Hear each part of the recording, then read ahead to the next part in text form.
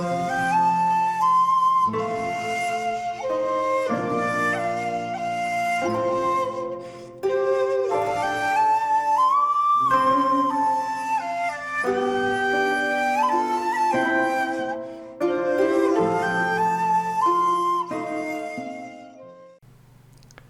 there, this is Solitary Ronin from Solitary Ronin Films, and welcome to episode 2 of my Rainer Werner Fassbinder series, still in 1969, because as we know, Fassbinder was fairly prolific before his death aged 37.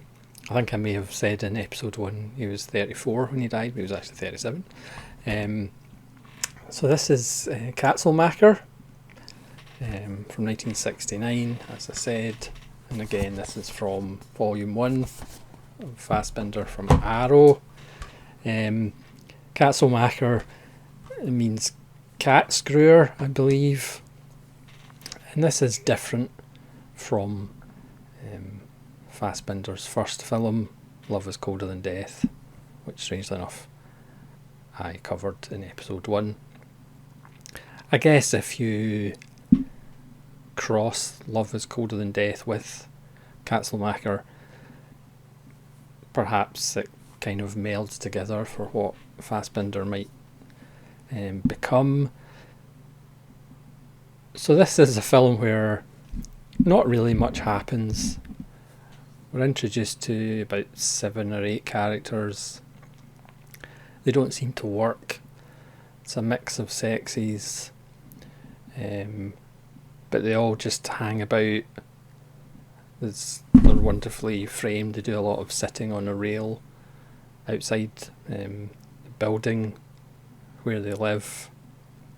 I mean, one of the women at least takes in lodgers to get money, and the others seem to all have sex with each other, and the men generally pay the women, so that's how the women make money.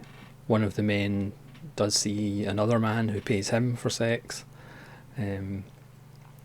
but they basically just sit around, or there's a repeated shot where different combinations of them walk down an alley and discuss their relationship status, and they all wonder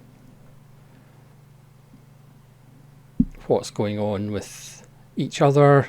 And then Fassbinder himself turns up as somebody from Greece looking for a place to stay, and then he gets involved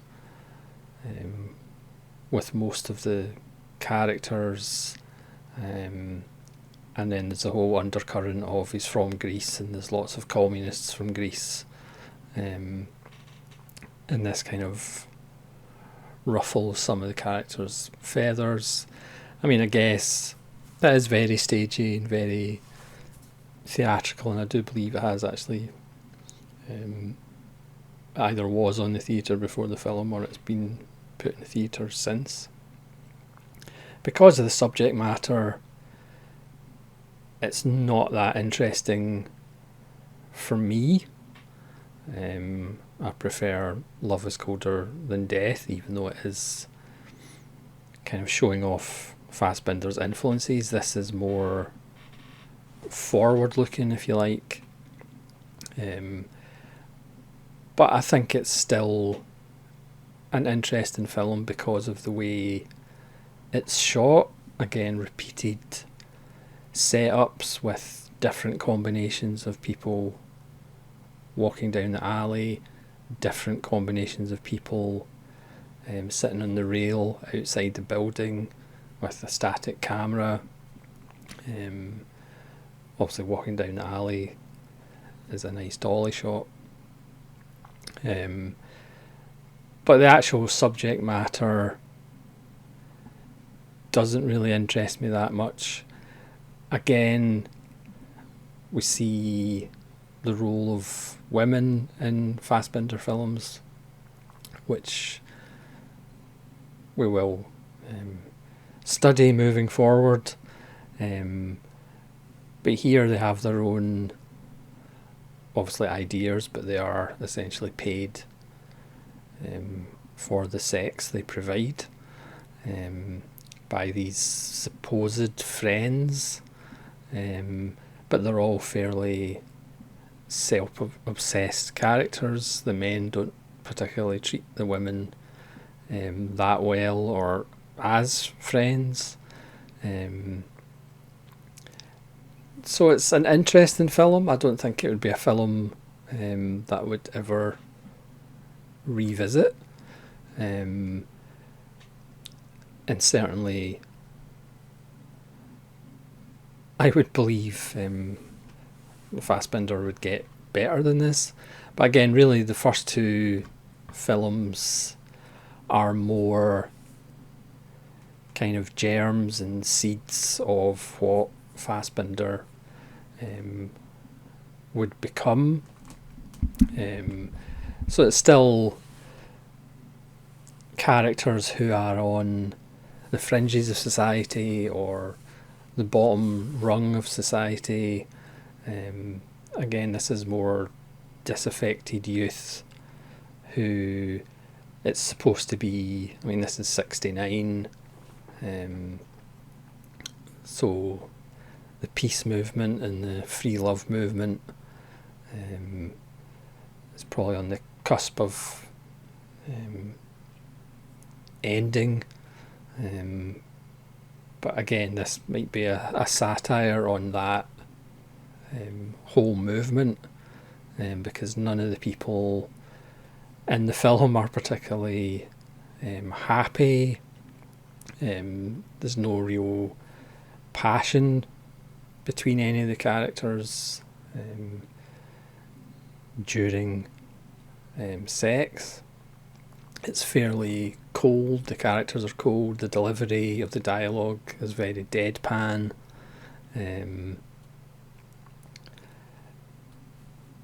You could argue that these characters are more kind of ciphers of the time rather than actual fully rounded characters. So again, it's an interesting film. It is a watchable film, but again, that's probably because of the way it's composed and the way it's shot probably makes it more interesting than the actual subject matter, at least for me. Again, if you love this film, then that's fantastic. But for me, again, these are early films by a filmmaker, and as I said in episode 1, some filmmakers start with a bang and other filmmakers work on their craft and eventually blossom, which, not that I know, but I believe that would be the case with Fassbinder. So this is a very short review because there's not really that much to talk about the film, I don't think, or maybe I'm just not intelligent enough to talk about it for longer. So thanks very much for watching episode 2 of my Fassbinder season. Episode 3 will follow. Again, I watched the two shorts from 1966, The Little Chaos and The City Tramp. Both were okay little films. The Little Chaos is about a couple of door-to-door salespeople, one of which is Fassbinder, who aren't very successful, so they decide to commit a robbery instead. And The City Tramp is about a tramp who finds a gun. Like one of them's 9 minutes, one of them's 11 minutes. And there's an interview with actor Uli Lommel on Love is Colder Than Death, which is very good. And there's an End of the Commune, Joachim van Mengershausen, his 1970 documentary portrait of Fassbinder and his troupe, including rare footage of his actors rehearsing, and the Love is Colder Than Death premiere at the 1969 Berlin Film Festival. And there's also the original theatrical trailer for Katzenmacher. So an interesting early film, but certainly nothing to get too excited about, I wouldn't say. But again, please let me know in the comments if you feel differently, and hopefully you'll join me again for episode 3. This is Solitary Ronan from Solitary Ronan Films, saying thanks for watching and farewell.